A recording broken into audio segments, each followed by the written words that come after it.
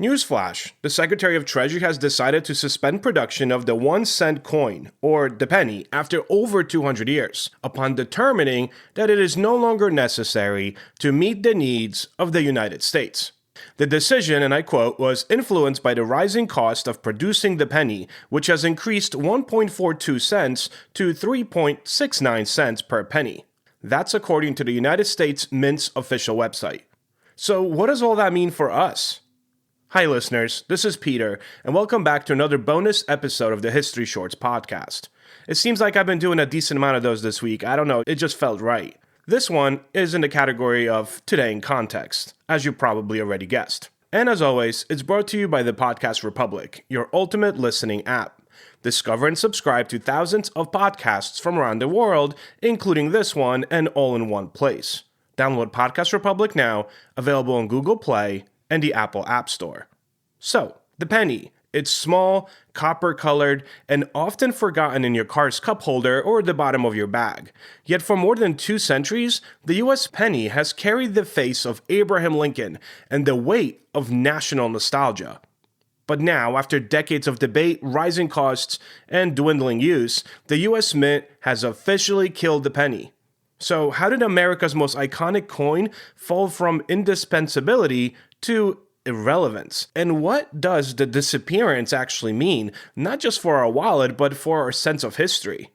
So let's dive into the rise and fall of the U.S. penny. Yesterday, December 7th, 1941. It's one small step for man, one giant leap for mankind. Mr. Gorbachev, tear down this wall. The U.S. penny, officially the 1 cent coin, was created in 1793, just 4 years after George Washington took office. It was one of the first coins authorized under the new Federal Mint Act, which aimed to unify the nation's currency after years of chaotic colonial money. The first pennies weren't tiny like today's. They were actually much larger than a modern quarter, made of pure copper and stamped with an image of Lady Liberty. In those early years, a penny actually mattered. Bread costs a few cents, a newspaper maybe 2, a handful of pennies could actually buy you dinner. The coin became a symbol of thrift, equality, and the promise that in America, every cent and every citizen counted. As the country grew, so did its coinage. The penny's design changed multiple times, from Liberty heads to flying eagles, and then in 1909, the now familiar Lincoln cent debuted. The first U.S. coin to feature a real person, by the way.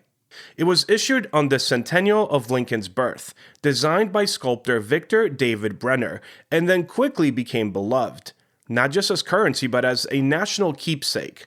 To hold a penny was to hold a piece of American history. But the penny's composition tells a story of its own, one of economics, war, and adaptation. For most of its history, the penny was made of 95% copper, a metal both durable and symbolic of value. But when World War II broke out, copper was needed for ammunition and wiring.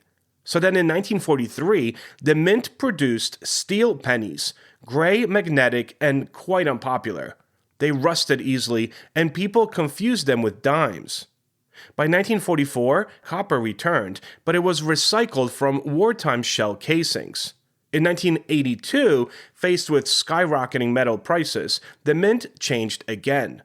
Modern pennies became 97.5% zinc with a thin copper coating. They looked the same, but they were worth less, and increasingly cost more to make than they were actually worth. That's where the penny's downfall begins. In 2024, it cost nearly 3 cents to mint and distribute a single penny. Multiply that by the billions of pennies produced each year, and taxpayers were spending hundreds of millions of dollars to keep a nearly worthless coin alive. The penny has also become a casualty of changing habits. In the age of debit cards, Venmo, and Apple Pay, fewer people use cash, and when they do, they rarely bother with coins. Retailers lose time handling them. Banks spend money counting and shipping them.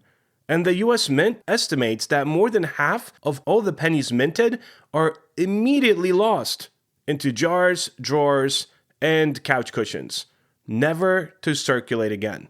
So the result? A national coin shortage that's not caused by scarcity, but by indifference. You might ask, if the penny is such a burden, why not just get rid of it, right? That's the question that has come up again and again in Congress, and every time the answer has been the same: politics and sentiment. At least until yesterday. The penny isn't just metal, it's Abraham Lincoln. It's patriotism in pocket form. When people imagine getting rid of the penny, they imagine erasing history. Okay, maybe that's a little far-fetched, but some might. And then there's the zinc and copper lobbies, which fiercely oppose eliminating the coin because, well, millions of pounds of their metal go into producing it each year.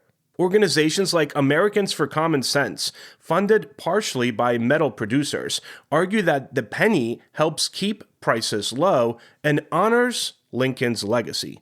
But critics, including economists at Harvard and the Treasury Department, called the reasoning outdated. After all, Canada, Australia, and New Zealand all discontinued their lowest value coins years ago, and without any economic chaos.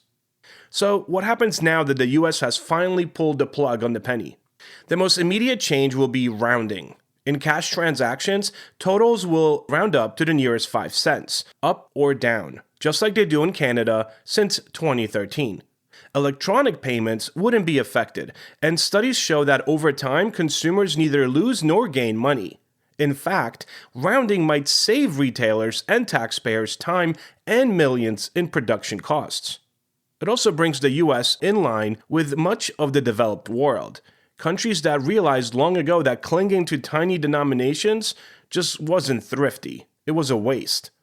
But the penny's demise raises another, more emotional question. What does it mean when a symbol of everyday value, well, disappears?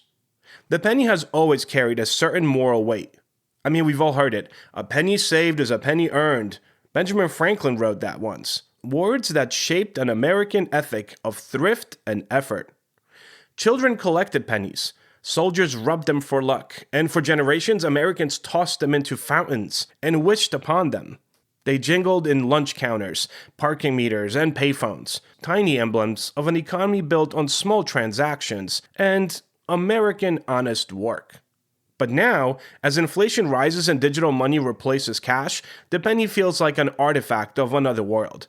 A slower, more tangible America where value could still be held between your fingers. There is irony in a penny's persistence, though. It costs millions to make something we no longer use, yet we keep it because we can't bear to let it go. So what happens now that the penny's gone? Well, you won't notice much day to day.